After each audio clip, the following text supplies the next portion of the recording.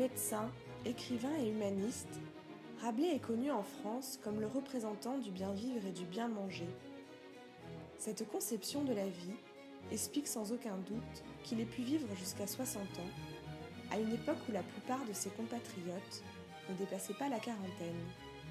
François Rabelais a écrit son livre le plus connu, Gargantua, en 1534, c'est-à-dire il y a maintenant près de 480 ans, et son discours n'est pas démodé. Il faut dire que ce roman est un véritable appel à profiter de la vie. En témoignent les nombreuses allusions au vin et la nourriture qui jalonnent le récit.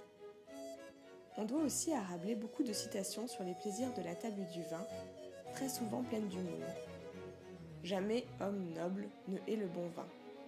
Ou bien, l'appétit vient en mangeant, la soif s'en va en buvant. Ou encore, le jus de la vigne clarifie l'esprit et l'entendement.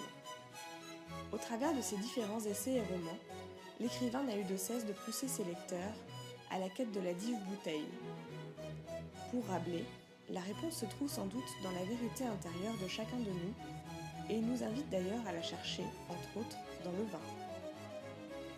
Cette réflexion rejoint la pensée du grand Louis Pasteur, qui 3 siècles plus tard pensait lui qu'il y a plus de philosophie dans une bouteille de vin que dans tous les livres. C'est dans cet esprit que notre œnologue, Emmanuel Laurent, a vinifié cet arbois authentique. Rondeur, fruits et plaisir en bouche, tout y est. Issu du précieux assemblage entre le pinot noir et les cépages typiques du Jura, le trousseau et le poulsard, cette cuvée au caractère original et savoureux aurait sans aucun doute séduit le grand amateur de bonne chère.